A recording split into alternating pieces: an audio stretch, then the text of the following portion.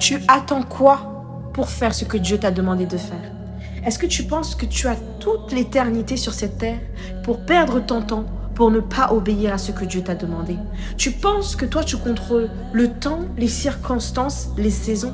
Après, tu vas pleurer parce que plus tard dans le futur, tu vas te dire: Ah, si j'avais commencé, si j'avais fait ce que Dieu m'avait dit de faire. Dieu est sage. Il sait pourquoi il t'a demandé de commencer ce business maintenant. Il sait pourquoi il t'a demandé de faire telle chose maintenant.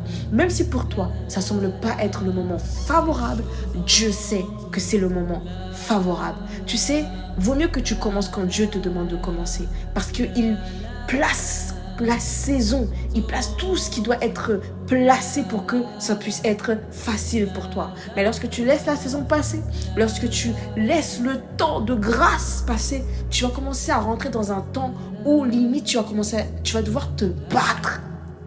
Tu vas devoir te battre parce que tu es hors saison. Tu sais quand il faut faire pousser un fruit hors saison, combien ça coûte? Comment ça demande de l'effort au cultivateur?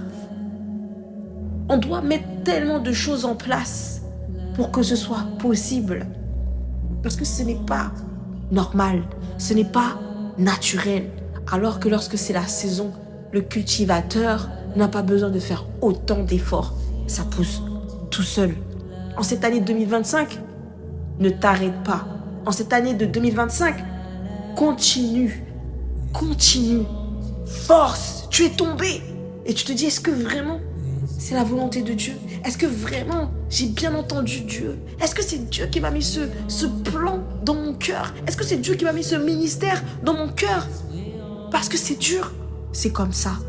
C'est comme ça. Même en dehors de Dieu, les gens luttent dehors. Alors toi, chrétien, tu penses que tu n'auras pas de lutte? Toi, tu penses que tu n'auras pas de lutte? Tout ce qu'on fait, c'est pour servir Dieu. Même ce que je suis en train de faire sur YouTube, je n'avais pas envie de le faire. Je n'avais pas envie de le faire. Et même actuellement, ça me demande un temps. Ça me demande de créer un temps. Mais je sais que mes vidéos, mes audios vont peut-être tomber dans l'oreille de quelqu'un qui avait besoin d'entendre ça.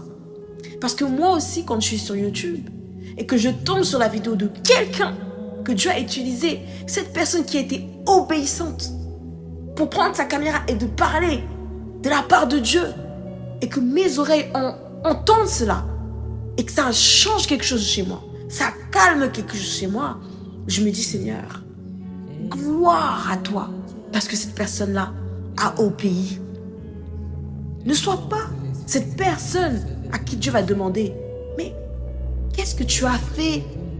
Où sont les âmes que tu devais gagner à travers ce travail que je t'ai demandé de faire?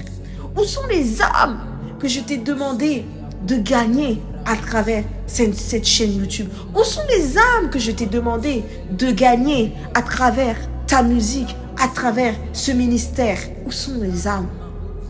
Aujourd'hui, évangéliser, ce n'est pas seulement d'aller dehors et dire « Jésus t'aime ».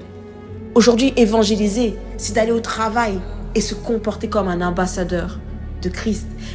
Aujourd'hui, évangéliser, c'est de se lever un matin et d'organiser sa journée et de se dire, voilà Seigneur, telle vidéo que je vais essayer de mettre aujourd'hui, telle vidéo que je vais faire aujourd'hui, etc.